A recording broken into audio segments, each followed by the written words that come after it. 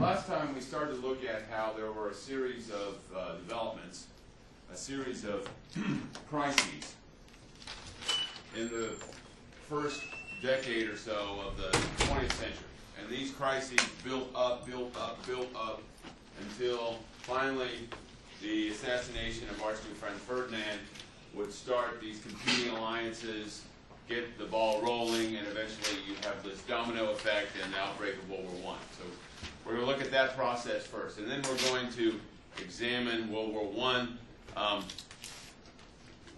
As you probably are aware, we're a little pressed for time, so we're not going to really do a whole lot of looking at strategy and the war itself. You know, we're going to talk really in general terms about the war, but we're going to focus more on the impact of the war. So how the war affected Europe and the world, and especially in the aftermath of the war.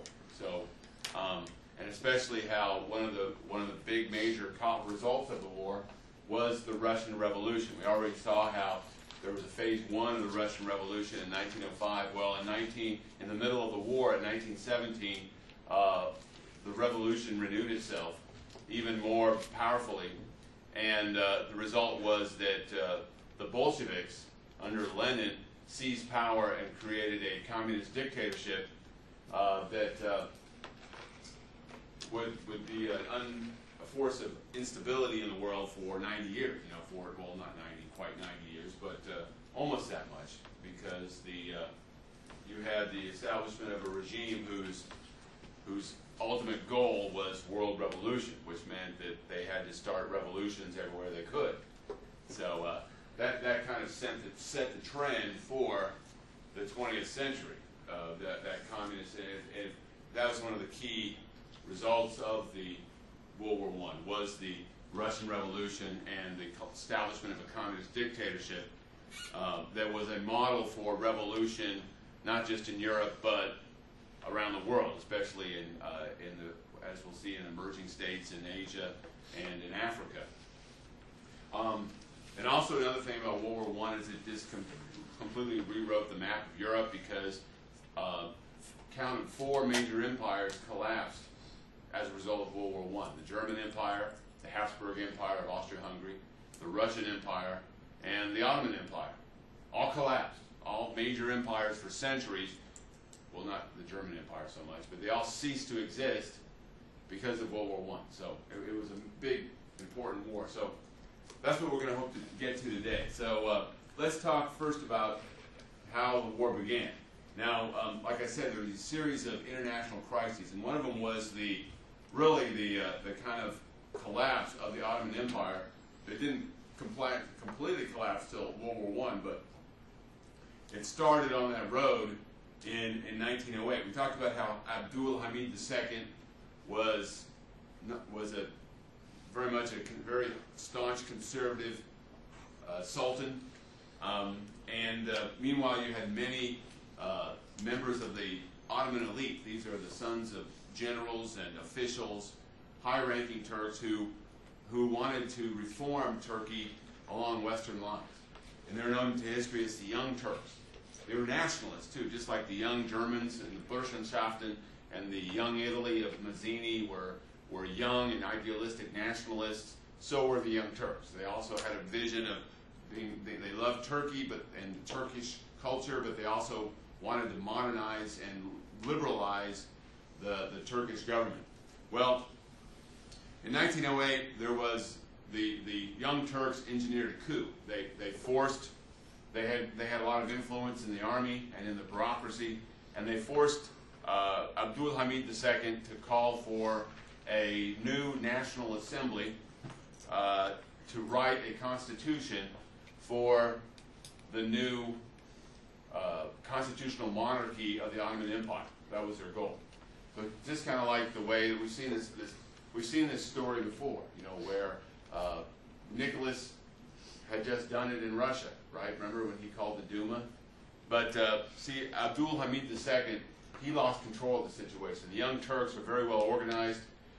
Within the National Assembly, they formed a special committee called the Committee of Union and Progress, and this committee functioned as the kind of the government of Turkey. Now, eventually, when Abdul Hamid II refused to cooperate, he was forced off the throne, and a new sultan, who was basically a figurehead, was installed.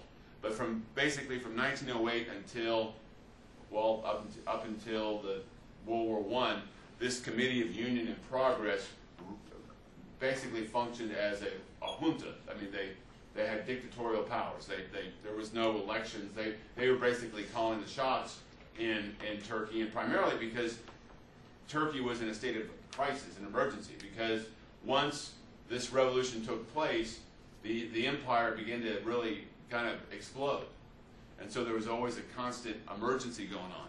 For example, as soon as the revolution broke out in Turkey, European powers were taking advantage of the situation to act on their own self-interest. For example, Austria-Hungary had a protectorate over Bosnia-Herzegovina, over Bosnia, and they had that protectorate since the Congress of Berlin. Well, in 1908, they just went ahead and annexed Bosnia. So Bosnia was added to the Austro-Hungarian Empire, primarily because their fear was that if they didn't annex Bosnia, the Serbs would. And the last thing they wanted were the Serbs to get all this Slavic nationalism on the rise, because that would lead to problems internally for the Austro-Hungarian Empire, because there were so many Slavs within the Austro-Hungarian Empire. So as a defensive measure, they went ahead and annexed Bosnia to prevent Bosnia, with its large ethnic Serb population, from falling under the control of the Serbs. So they took over, Austria-Hungary took over Bosnia.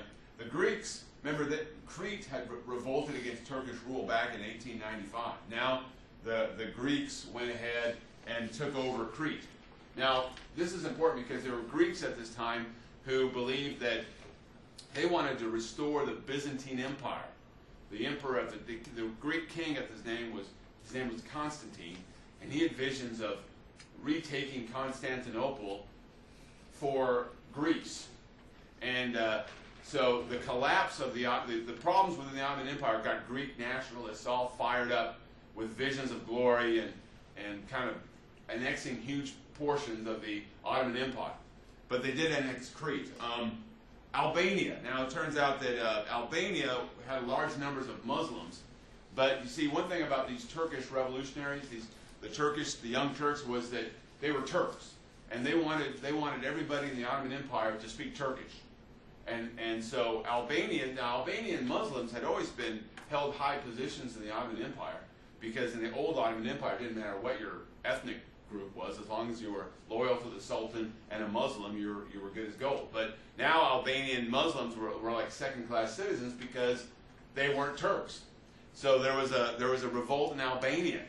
Now the revolt in Albania created lots of excitement because there was this got other Balkan powers thinking, like Serbia, because Albania, they considered Albania to be Greater Serbia. So this got people excited. And it got the Italians excited. The Italians, they had always wanted to recreate the Roman Empire. And the Ottoman Empire still controlled what is today Libya. Libya was actually two different Ottoman provinces. And in 1911, 1912, taking advantage of the problems within Turkey, Italy declared war on Turkey and occupied these two provinces.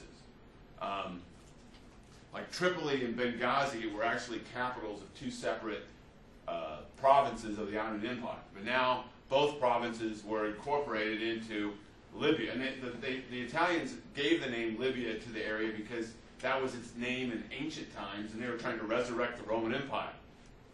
So you can see how this problem within the Ottoman Empire was getting all these national glory, excitement among all these different nations. Greeks, Italians, Serbs, they're all getting excited.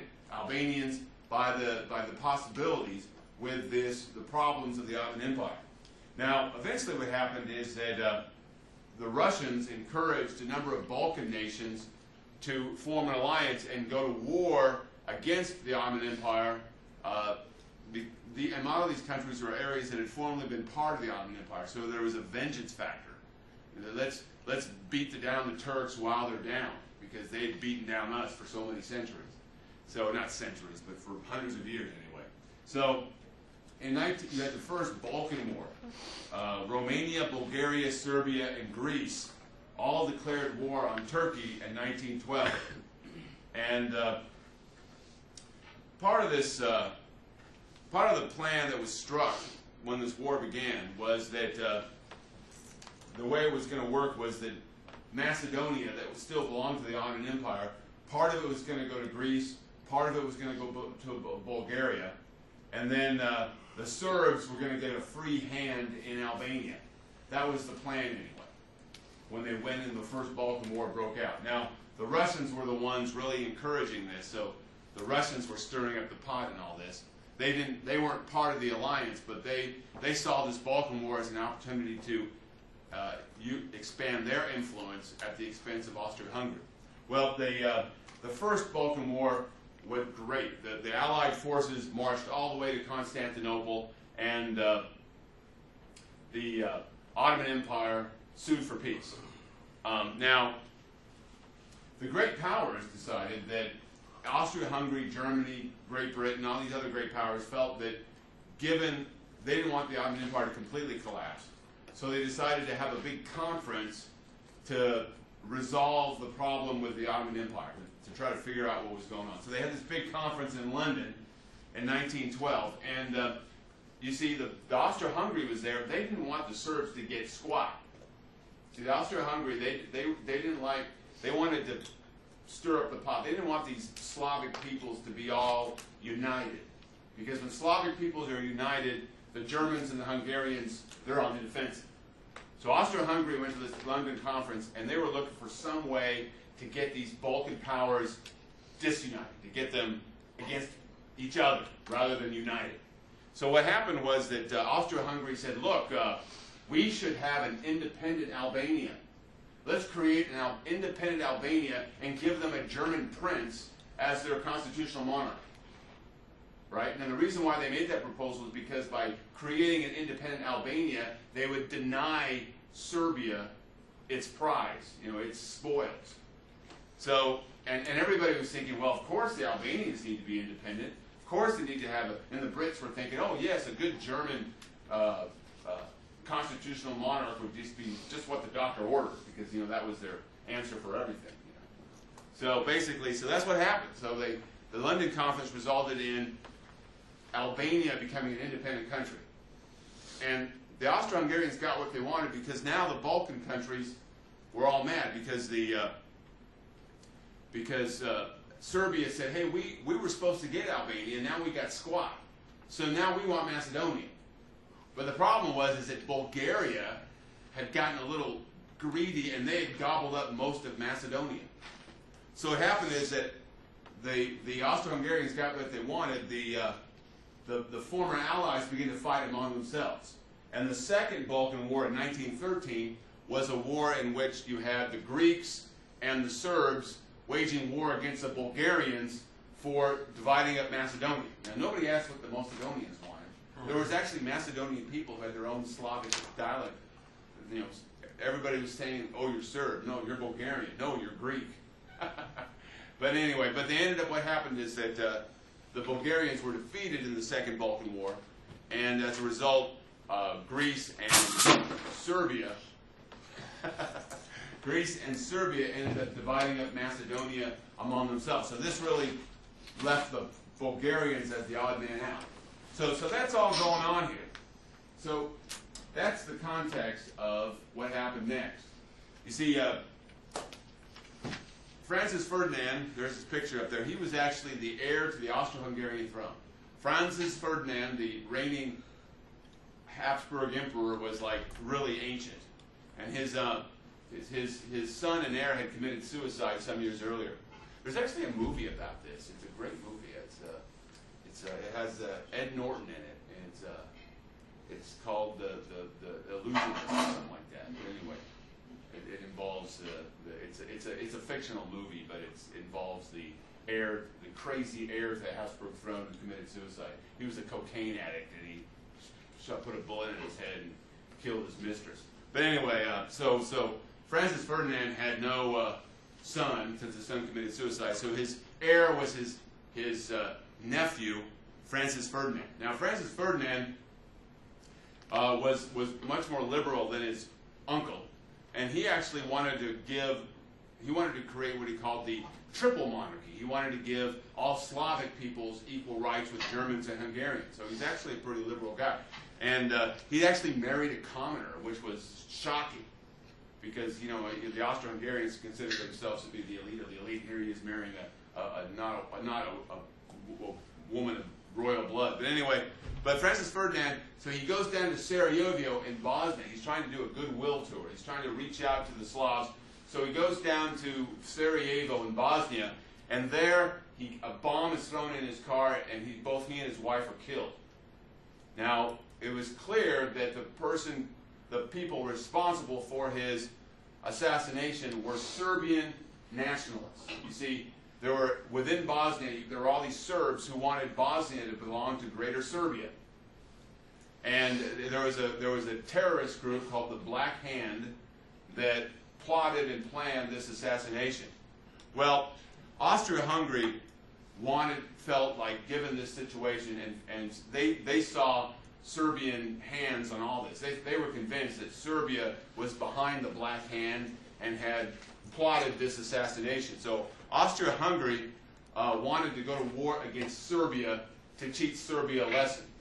But they knew that if they went to war against Serbia, that would risk war with Russia, because Russia had dawned itself as the mother of all the Slavs, the Slavic champion. And Serbs were Slavs, Serbs were Orthodox, so they knew that any war against the Serbs would probably bring about war with Russia. So Austro-Hungary, before they did anything, they went to William, the Kaiser, and said, look, if we go to war against Serbia and Russia decides to go to war with us, will you stand with us? And William said, yeah, of course.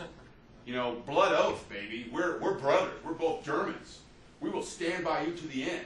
You can count on that. Blank check, baby. Write the check. Whatever we need to do, we'll support you against Russia.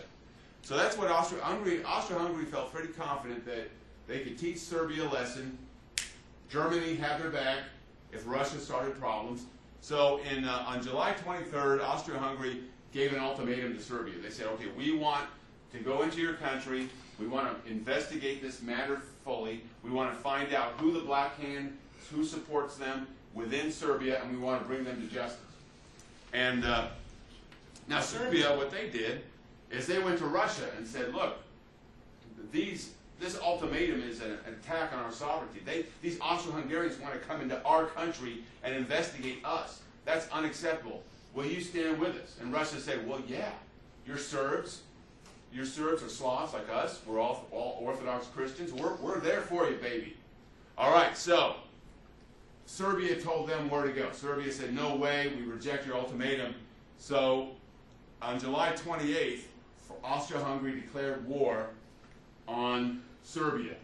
Well, this is where things happen. You make all these grand plans, and then they all collapse on you. You see, as soon as Austria-Hungary declared war on Serbia, Russia began to mobilize its armies.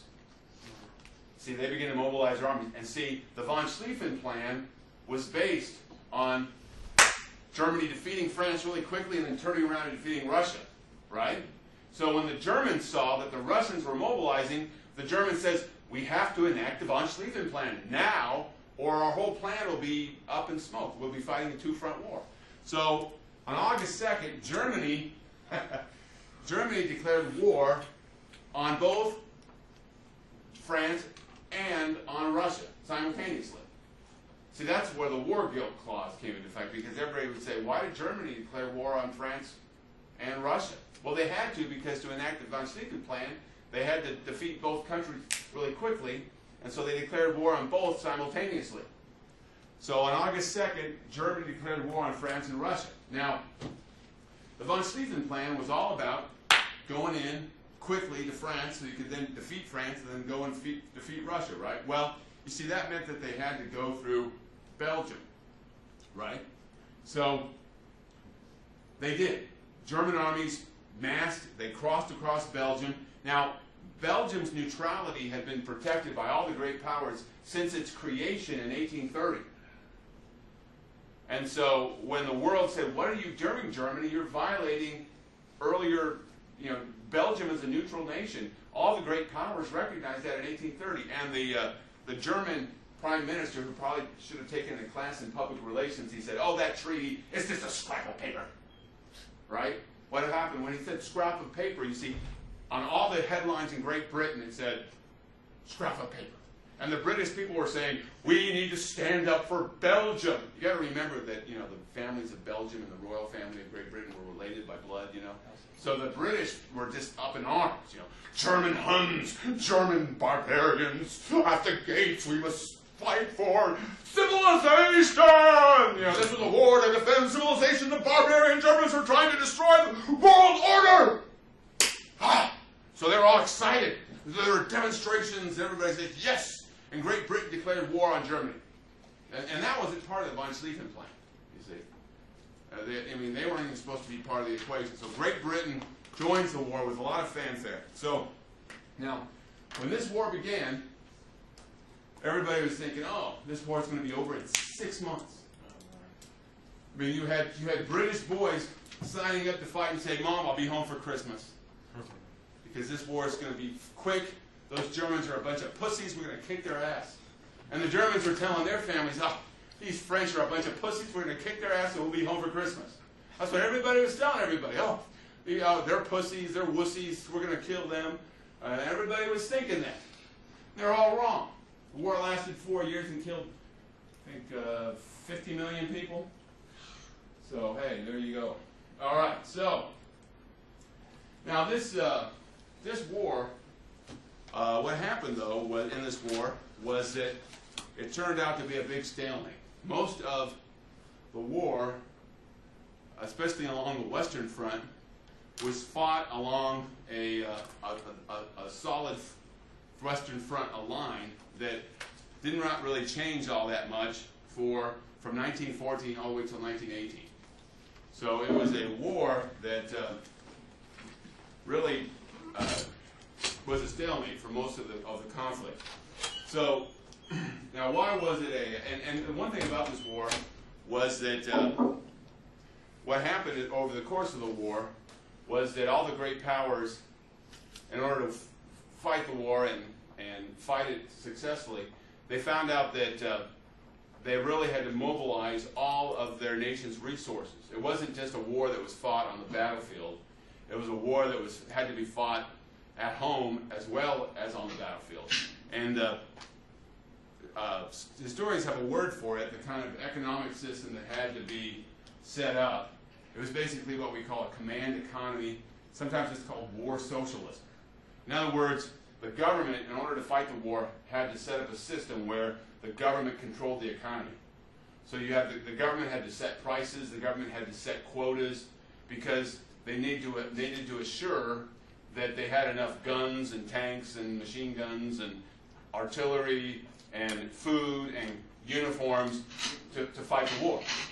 And also they discovered that you needed to have you had to censor the press, you had to control the press, you had to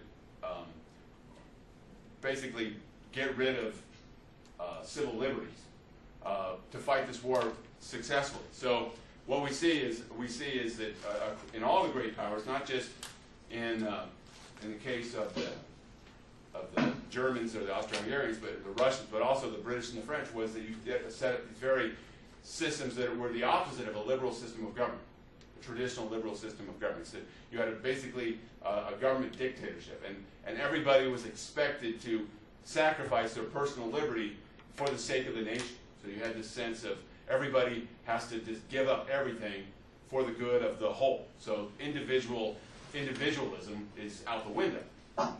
And in many ways, the system of government that was set up during these wars was the model for the totalitarian states of the future, of Hitler's Germany, or Stalin's Russia, or Mussolini's Italy, because what was the model for those states was what nations had to do to fight this war. Set up a dictatorship where personal individual liberty was thrown out the window, where everybody was expected to give their all for the country, for the cause. And what a totalitarian state basically was a nation always at war. So one of the results of the World War I was it created the model for the totalitarian state that arose in the years between World War I and World War II. All right, so now what happened was that when the Germans attacked, let's see if I can get this. This is a nice website. Sometimes it works, sometimes it doesn't. Yeah, it works.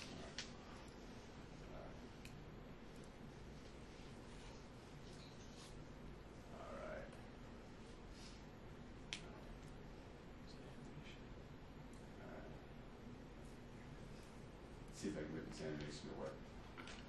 See, when the war began, the Germans went through Belgium, right? Belgium built resistance. They just kind of walked through. They were just like. Well, Belgium didn't have much of an army, so they just marched right through. And then what happened was that the French counterattacked. So then we got the Germans marching on Paris. Remember, the part of the plan was that the Germans were going to like march on Paris and take it really quickly. All right, well, we'll get that later. All right, so what happened was, what the Germans didn't take in consideration was, in the first Battle of the Marne, was the British. The British were able to mobilize an army and send it to France very quickly. And so, instead of just fighting France, the Germans were fighting against the French and the British. So that made it so that they could not win the battle. So basically, what happens is that they attacked, and the attack got stalled because they faced greater resistance than they had anticipated. Another thing that they did not take into account, was that Russia, as you can see here, Russia launched an attack faster than anybody had expected. See, it was supposed to take weeks and weeks for the Russians to fully mobilize their army, but the Russians were able to mobilize an army and attack East Prussia and launch a major attack of Germany. So basically, instead of being able to focus all of their efforts on defeating France, the Germans had to quickly send an army and fight the Russians coming in from the east. So instead of not having to fight a two-front war, the Germans found themselves fighting a two-front war with the Russians in the east and the British and the French in the west. And eventually, at the Battle of Tannenberg in 1914, the Germans stopped the Russian advance. Just one thing I tell you about this is an amazing story. When the Russians invaded, they brought millions of troops into the field. And between August and Christmas time of 1914, the Russians suffered over 1 million casualties. They were just throwing troops into the field, and nobody really knew about machine guns yet. I mean, people had machine guns. They didn't know how effective they were. So what the Russians would do is they would use the traditional Russian style. They would fire their guns, put it on their bayonets, and charge, right? But you have these Germans with machine guns, and they just gun them down. And the Russians thinking, hey, maybe we should change our tactics. Well, just bring in more troops, just bring them in, baby. They just load up, they keep on charging. It was like a machine killing. I mean, the Russians would charge, bayonets, and toward the end of the war, see, the Russians actually ran out of bullets.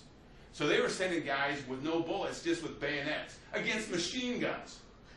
All these Russians were going, we're doing it for Mother Russia, yeah! And then the Germans were like, and then gun them all down. So they killed over 1 million Russians got killed in the first 6 months of the war. And the Russian campaign stopped because mainly they ran out of bullets.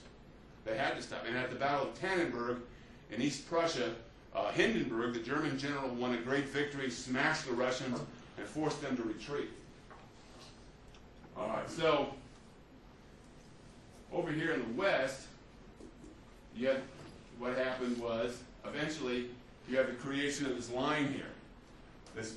What happened was, since neither side, the British and the Western Front, neither side had the resources to fully crush the enemy, both sides hunkered down and created fortifications, and you had this solid line running from the English Channel all the way to the Ardennes Forest, and this line here continued to exist all the way until 1918. It was only in the very end of the war that this line ended. So most of the fighting on the Western Front occurred basically in this area of northern France and Belgium for the whole bulk of the war, because neither side had the resources to break the other side.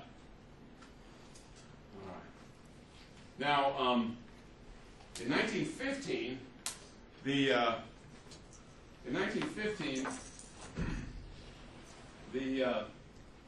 Allies decided to try to break the stalemate by getting more countries involved. You see, what had happened is that, also in 1914, is that the Austro-Hungarian Empire had invaded Serbia, but had been unsuccessful.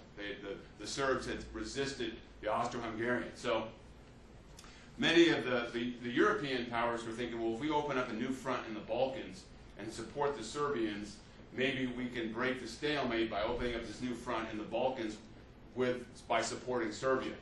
So what they decided to do was to launch an attack on the Ottoman Empire. Why the Ottoman Empire? Well, you see, the young Turks who controlled the Ottoman Empire, by 1912, 1913, had made some good, strong connections with the German Empire. And the Ottoman Empire had really begun to work closely with German officials, and there was talk about building railroads and accessing Ottoman lands in Iraq to German companies for oil production. And so there was a lot of cooperation between Germany and the Ottoman Empire. And so they figured, well, the Ottoman Empire is already, even though they're neutral at this point, they're already showing signs that they like the Germans. So if we attack the Ottoman Empire, Greece will join the war, because they've stayed out of the war up to this point. And if we get Greece on our side, that we can use Greece to bring in troops and supplies to help the Serbs at war against the Austro-Hungarian Empire. So that was the plan anyway. I mean, it really wasn't a great plan, but that was the plan anyway. So the idea was to launch an attack at Gallipoli, which would open the road to Constantinople. Now, at the Battle of Gallipoli, it was a disaster. I mean, Winston Churchill was the brains behind Gallipoli, and it was such a disaster that everybody thought his career was over. He would go on to be prime minister during World War II, but it was such a disgrace for him because the whole thing was a disaster. There's a great movie with Mel Gibson in it called Gallipoli. If you ever have a chance to see it, it's a really good movie. It kind of gives you kind of a flavor for this period. And this Gallipoli campaign is very important for Australians because most of the forces involved in the Gallipoli campaign, a big bulk of them were Australian volunteers who came to fight for the British Empire. But anyway, of course, Mel Gibson being Australian made the movie. But yes. You're forgetting New Zealand. Oh, New Zealand too. Yeah, it was I think they were called ANZAC, Australian and New Zealand forces. Yeah. Now, Kiwis get credit too. Yeah, gotta give credit to the New Zealanders. Yeah, that's right. Don't want to leave them out. All right. Now what happened was it was a disaster. It didn't go well, but it did have some important effects. The Ottoman Empire did join the war as an ally of the Central Powers. Obviously, they were being attacked by British and French forces, mainly British forces. Greece did join the war. Greece did join the war on the side of the Triple Entente, on the side of the Allies. But Bulgaria, who had just fought the Greeks and the Serbs in the Second Balkan War, Bulgaria decided to join with the Central Powers. And ironically, one of the results of this campaign was that when Bulgaria joined the war, Bulgaria and Austro-Hungarian forces combined, invaded Serbia in 1915, and completely occupied the country, and forced the Serb army into exile on the island of Corfu in the Mediterranean. So it ended up backfiring with the Serbs losing their country as it was occupied by Bulgarians and Austro-Hungarians. Now, another result of the Gallipoli campaign was it was enough to convince Italians to join the Triple Entente. Remember, the Italians had been part of the Triple Alliance with Germany and Austria-Hungary. But in 1915, Italy decided to go with the British and the French. Why? Because they had a secret meeting in London in 1915, and the British and the French said, look, if you join us, whatever we take from the Ottoman Empire, we're going to give to you. You're going to get a big old chunk of land. And these Italians were like, yes, our vision of a Roman Empire will be realized, you know. And it turns out that there are a lot of folks in Italy who didn't want to get involved in the war at all. And so what happened is that Victor Emmanuel, the king of Italy, who really wanted this war to happen, he waited till the parliament was not in session and unilaterally declared war. And then took the case directly to the people to get them all excited about recreating the Roman Empire, and won popular support. So Italy kind of entered the war kind of illegally, unconstitutionally, but they did enter the war as allies of Great Britain and France, and Italy decided to open up a front against Austria-Hungary by attacking them in the Alpine regions that divided Austria-Hungary from Italy. Now, ironically for Italy, the war was a disaster for Italy. I mean, they got their butt kicked by the Austro-Hungarians, and the Austro-Hungarians almost threatened Venice. So, I mean, it was, you know, all these people had all these great visions of glory, and they all backfired. But anyway, now in 1916, so 1915 you had the war expanding, but it didn't end the stalemate. The stalemate along the Western Front continued, and there was also a stalemate on the Eastern Front, not quite as pronounced, but there's stalemate in the sense that neither side had the resources to fully crush the other. So 1916 was the year of the big major offensives to try to break the stalemate. And like on the Eastern Front, it was called the Brusilov Offensive.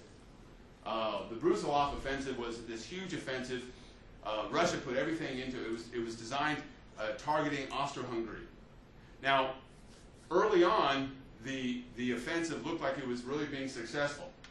And the Romanians, they wanted to get Transylvania because it was filled with ethnic Romanians.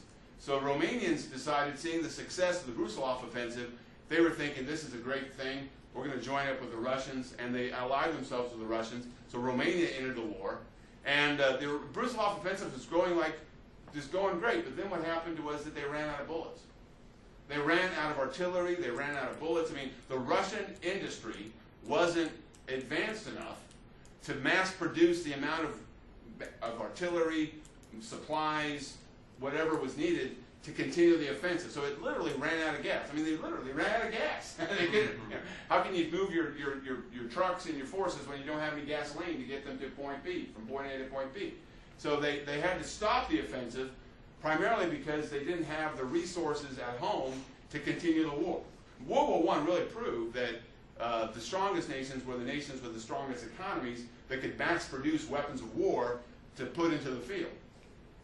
So the Brusilov offensive, it petered out and went nowhere. Now on the Western Front, you had the two biggest battles of World War I were fought.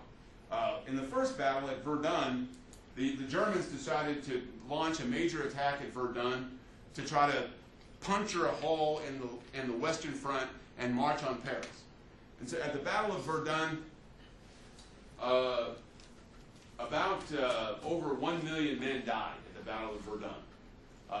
About nearly 500,000 Frenchmen died at the Battle of Verdun.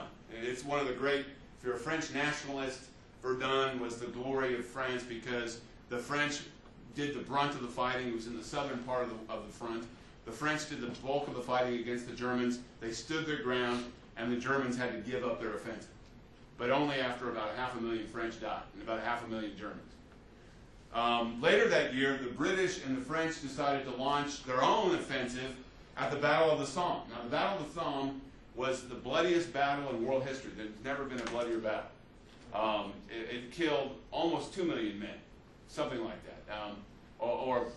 About 2 million. At one point, it was estimated that 60,000 men were dying an hour. Why? Because they didn't learn anything. I mean, they said, okay, we're going to have men, we're going to mass our men, and they're going to launch a major frontal attack against machine guns. Why didn't they just surrender? I mean, just too much pride? No, of course. This is, we're the French. We are superior. We are the Germans. We are superior. We are superior. No, we are superior. We must fight till we die. Oh, manly honor. Officers were aristocratic or something. They weren't really like West Point. I would say their officers were all aristocrats. So. Yeah, well, most of the officers, came from the aristocratic orders, but not all of them. But yeah, there was this national pride. So they just kept on fighting with each other until almost 2 million men dead, and it went nowhere. Now, one of the things about World War I was that it was a showplace for developing new weapons of destruction. And we already talked about the machine gun. Nobody realized how powerful the machine guns were. Putting a machine gun in a trench, you could knock down a lot of men. But also the airplane. The airplane, Wright brothers flew the airplane, in 1903 in Kitty Hawk. You heard about that, right? They invented flight, But by World War I, both sides were using planes mainly for reconnaissance. But also there was, they started having the dog fights and all that, like Snoopy and the Red Baron. That was going on. Not Snoopy really wasn't there, but you know what I'm talking about. But also the tank. The tank was invented so that they were thinking, okay, we got to mass our troops to attack the enemy. The original purpose of the tank was men could hide behind the tank when they were making their march across the no man's land. When they were trying to attack the enemy trenches, you'd get behind the tank to give you some cover. And then you could put a machine gun in the tank and use it as an offensive weapon. So the tank was invented.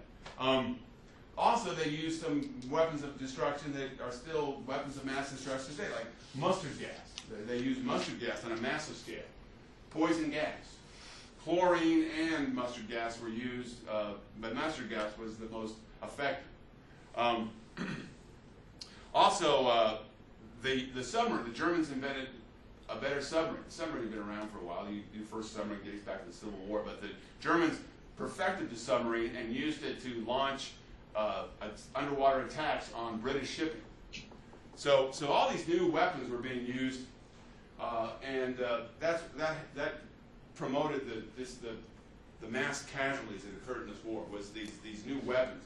A lot of times these events made people very cynical because they said, look what technology gets. It's the wonders of technology. We use it to kill each other more efficiently. Isn't that great? So you got to remember the whole part of the progressive and the Enlightenment was all about, we can use technology to improve the human condition. Science and technology is going to be used to make the world a better place. Remember all that utopian talk and the Enlightenment and all that. Now people are thinking, we use all these weapons so we can kill each other more. Isn't that great? So a lot of people thought maybe this whole idea of progress, maybe this whole idea about enlightenment, maybe science, maybe technology is just a bunch of crap. Maybe human beings are just pieces of garbage that ought to be just thrown down the toilet and forget about. That's how people start to think. So it generated a lot of cynicism, a lot of despair. When people are raised to think, we're going to make the world a better place. And then all of a sudden they see thousands of people dying, and bloodshed everywhere, and people killing each other left and right. Then they start thinking, maybe everything I believed was wrong. It generated that kind of a doubt, that kind of fear all across Europe. That's going to be important to remember, because when people are full of doubt and despair and anxiety, when someone says, I know the truth, and I will take you to a better place, people are like, I want to follow that guy. And guess who was saying things like that? Hitler. Mussolini. I want to recreate the Roman Empire. Follow me to a greater world. And people, he's awesome. And Lenin, we will create a new society. Lenin, he's awesome. I want to follow that. Adolf Hitler, we are the superior race. I want to follow that guy. He knows what he's talking about. So when people are full of despair and fear and anger and questioning themselves, if somebody comes along who's just like, I know the truth, baby. You follow me, I'll take it to the stars. People are more prone to follow those kind of guys. So we see that one of the things about World War I is it created the conditions that would promote the growth of totalitarianism in the years after World War I. All right, so 1917 was a big year because it would be a landmark year because it would really change the whole dynamics of the war. The Russian Revolution would occur, and that would knock Russia out of the war, which would look like that would be a big plus for who? Russia's out of Germany and the Central Powers. Right, but it was balanced because the United States joined the war on the side of the other side, on the side of the Allies. And so that, and then the United States turned out to be the deciding factor. The United States, because of its what we just talked about, its industrial strength, it brought the Allied side the resources, the artillery, the guns, the manpower, the food, to fully break the stalemate and win the war. So 1917 was the make it and break it year of the war. By the way, when we take a little break here, we're going for kind of a while. We're going to talk about the Russian Revolution and the end of the war after we get back from the break.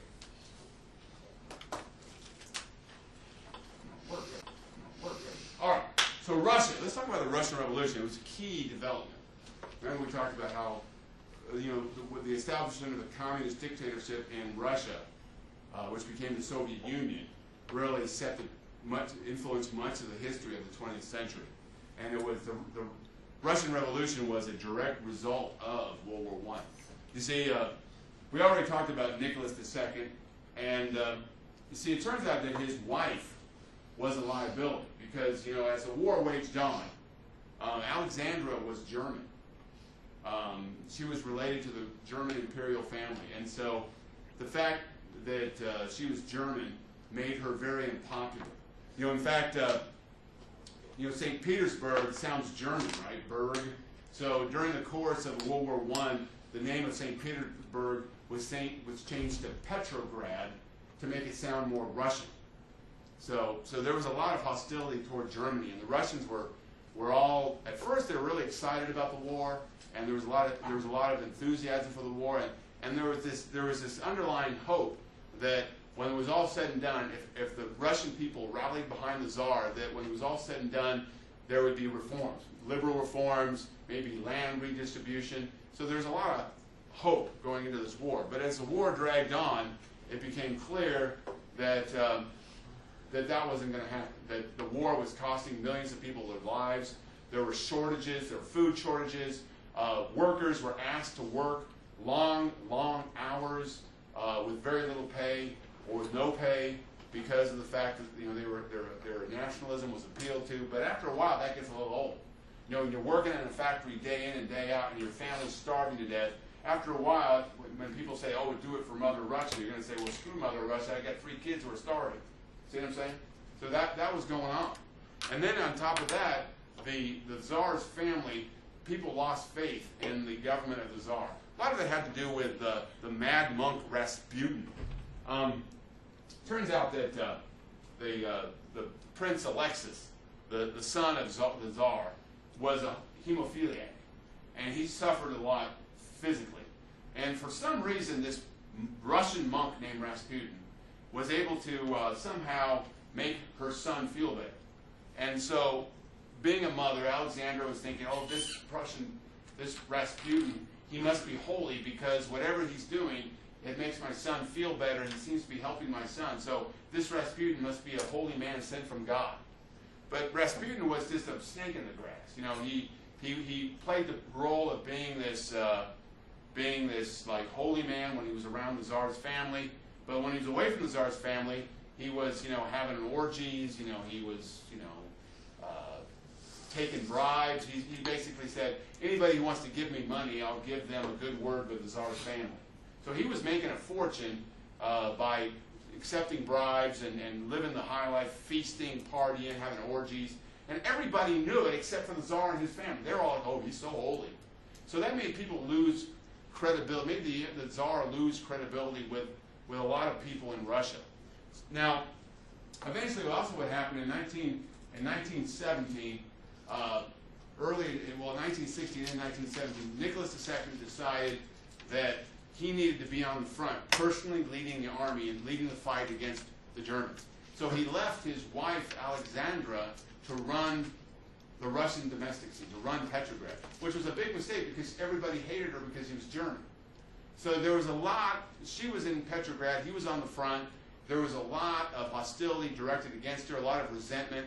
So what happened is that in February of 1917, there were widespread strikes all across Petrograd.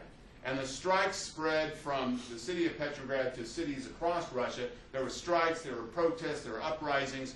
And eventually what happened is that in Petrograd, the Bolsheviks and the Mensheviks played a key role in organizing this. They organized a workers' council, which in Russian is a Soviet. So a workers' council was organized in Petrograd to be what they considered to be the real government of Russia. Now, Nicholas II, he's up on the front here. He's thinking, well, I have two choices here. Either I can just take my army and march on Petrograd and restore my power, but if I do that, I'm going to leave the country open to invasion from the Germans, right? So he was stuck between a rock and a hard place. So he decided that the best course of action for him and for Russia was for him to abdicate the throne in favor of a relative of his. So he abdicated the throne on March 1st, 1917, and he left it up to the Duma that was meeting at the time, to pick his successor. And he nominated one of his relatives to be his successor. Well, the Duma was under a lot of pressure. Remember, the Duma was dominated by middle-class people. Now, and the Duma decided that it was time for Russia, given all the pressure that was put on by all the strikes and all the protests, to become a republic. So the Duma declared Russia to be a republic. And they decided that since the Petrograd Soviet had so much influence and had so much credibility, that the Duma and the Petrograd Soviet ought to share power and that function as the government of the Russian Republic. So now it turned out that there was a guy who was a member of the Duma, and he was also elected to the Petrograd Soviet, and his name was Alexander Kerensky. And here's his picture here. Alexander Kerensky he believed in democracy. And he was also a social revolutionary, so he wanted to do something to help the peasantry and redistribute land to the peasants. So but he was a member of both the Duma and the Workers' Council, so it was decided that he should be the provisional president of the new Russian Republic. So it's called the Kerensky government. Now Kerensky, his thinking was, all right, I'm the new president of Russia. If we try to get out of this war, that will alienate us from Great Britain and France, and we need their support. We need to be their fellow democracies like we are. They have liberal systems of government, so we need to be their friends. So Kerensky made the decision to continue the war as an ally of Great Britain and France. But that created a problem because the war was very unpopular. But he figured that it was in the best interest for Russia in the long term to continue as allies of Great Britain and France. So when this happened, Lenin, the leader of the Bolsheviks, he had gone into exile, and he was living in Switzerland. And Lenin went to the German government and said, look, I'm the head of the Bolsheviks in Russia. We think democracy is a joke. We don't believe in democracy.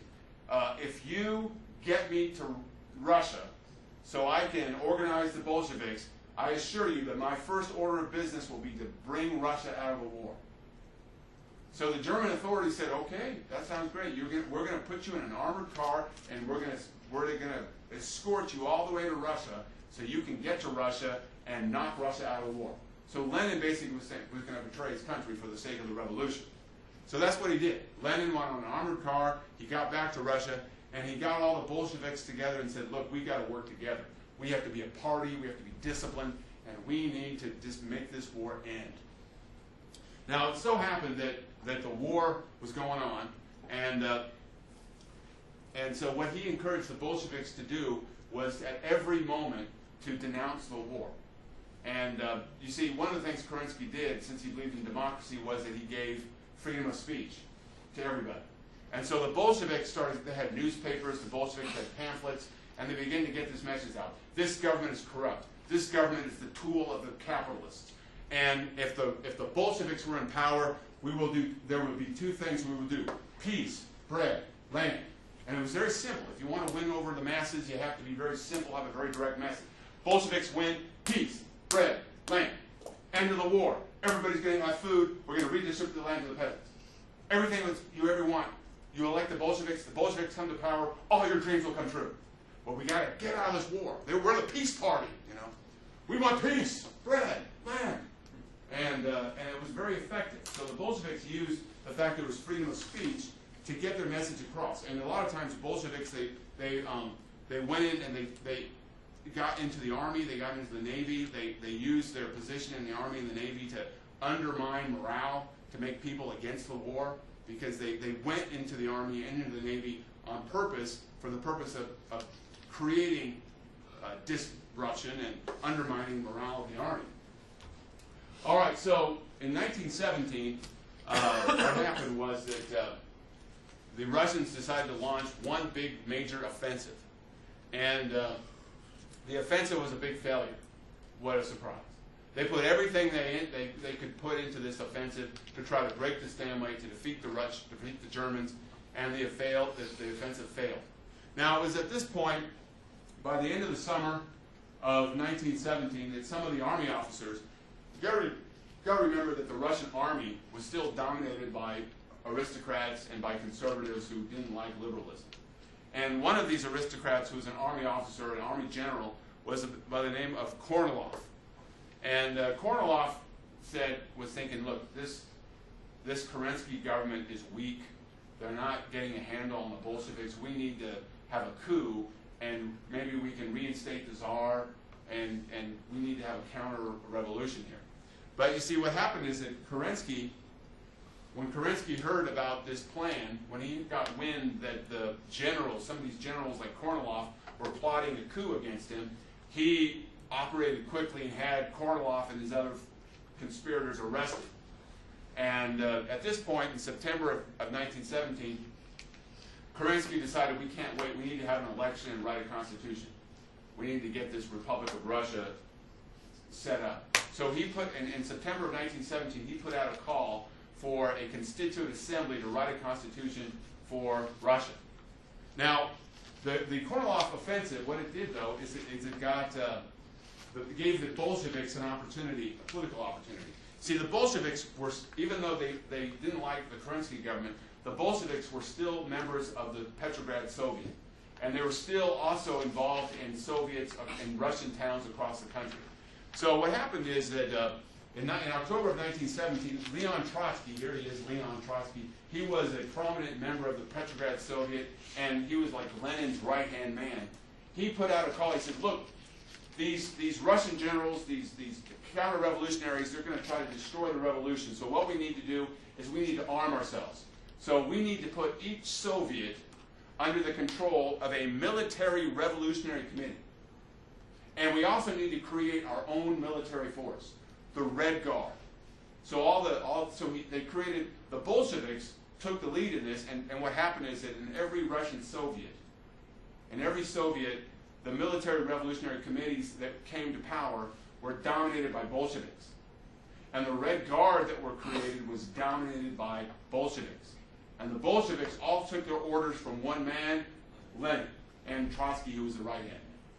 And so the Bolsheviks were very disciplined, they were very organized, and they were able to get control of all the Soviets through military revolutionary committees. And then using a paramilitary force, the Red Guard, as a force to kind of intimidate and scare off opponents. And so if you said, well, I don't think that guy should be on the military revolutionary committee. Red Guard, this guy's a counter-revolutionary, take care of him. So like KGB, is that the prerequisite for KGB? Well, we'll get to that a little later, but it's the same idea. Yeah, you use the paramilitary force. It's actually the Red Guard is the predecessor of the fascist black shirts or the Nazi stormtroopers. You create a paramilitary force in order to use it to scare your opponents and intimidate any opposition. But they're armed. It's not a government. It's a private entity, but they're armed. It's like a militia. Now, so what happened was that the Red Guard and Military Revolutionary Committees decided that it was time to act. And so in October of 1917, they began to seize control of key Russian military positions, forts, garrisons, armories. And so by the end of 1917, the Bolshevik Party was basically running Russia. They controlled the military. They had seized control of all the key military installations, and they were calling the shots. Now, Lenin knew that this call had been gone out for having a constitutional election, electing a constituent assembly. So Lenin said, let's see what happens. Let's go ahead. We'll run Bolshevik candidates. Maybe we can win the election, and then we can use the election to stabilize our position. But what happened is that they had elections in November of 1918, and what happened is that the Bolsheviks didn't win that many seats. When they had the elections, and by all accounts, they were pretty fair, as fair as they can be expected. I'm sure there's a lot of corruption, but what happened is that only Mensheviks and social revolutionaries got elected. So in January of 1918, when all these delegates arrived in Petrograd to write a new constitution for Russia, Lenin looked out and he saw all these people who weren't members of his Bolshevik party. He said, well, you know what, we really don't need to write a constitution because we have the Soviets, right? We already have these workers' councils, which are all dominated by the Bolshevik party, so we really don't need to have a constitution because we already have a government in place. We have the Soviets.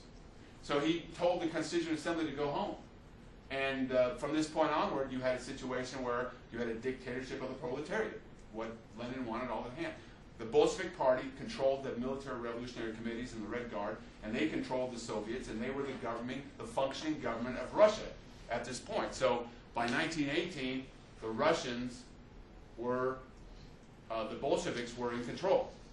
And he made good his promise to the Germans. Remember, one of the first calls he had made was he had called for bread, land, and peace. And he got peace. In 1918, he contacted the German government and said, we're out of here. We want full peace. And he handed over a third of Russia to the Germans. Russia gave up control of Finland, the Baltic states, all of Poland, a big chunk of the Ukraine. A bunch of these territories were given up and handed over to Germany by the Treaty of Brest-Litovsk. And so by March of 1918, Germany was out of the war. The Bolsheviks had pulled Russia out of the war. He gave bread. You know how he gave them bread? They realized that the biggest supporters of the Bolshevik Party were in the workers living in the cities. So they would send out commissars or commissions out into the countryside. They would seize all the grain from the peasants and then bring it and distribute free bread to the workers. I mean, millions of peasants were dying of starvation, but the Bolshevik supporters in the cities were getting fed. So he gave them peace, and he gave them bread, and he gave them money. The peasants were a little pissed about losing their food. But then he said, we're going to kill all the aristocrats and give you their land. And he did. They went through and they killed a bunch of aristocrats, and he did redistribute land to the peasants. He gave them what he did promise. He killed a lot of people in the process, but he did redistribute land. And so he made good his promises. Maybe in a little violent way, yes, but he did bring peace. He did bring bread, and he did bring land, peace, bread, land. And so that's how the Russian Revolution succeeded. Now, so the Russian collapse would mean that the Triple Entente would be in trouble. But what happened was, to counter the fact that the Russians pulled out of the war, was that the United States joined the war. And in April of 1917, the United States joined the war. Now, a big factor in the United States joining the war was the fact that the American public was outraged by German submarines. German submarines were targeting British ships to try to bring an end to the war. And a civilian ship, the Lusitania, was sunk by the German submarines in 1915.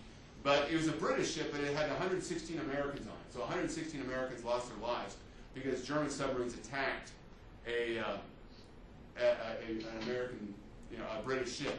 And Germany at the time did not want to go to war with the United States. So the United States, Germany at the time promised that they would not attack any more civilian ships. And they made that promise in 1950 to keep America out of the war. But then in January of 1917, as the war got more desperate, the Germans announced to the United States, we can't afford, we have to attack every British ship we can. Unrestricted submarine warfare.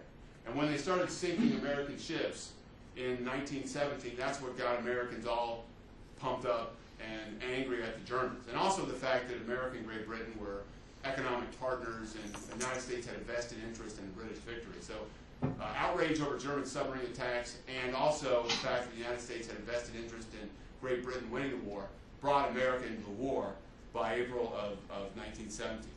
All right, well, we ran out of time, but we're going to talk about World War I, end of World War I very quickly, talk about the rise of totalitarian states, the outbreak of World War II. We're going to get that all done next week. That's right. Next week's our last week of class, I believe. You think you're going to make it the 1950 like you wanted to? I don't think so. That's Zimmerman notes. Is that the note? Like, I heard like they wanted us to go to war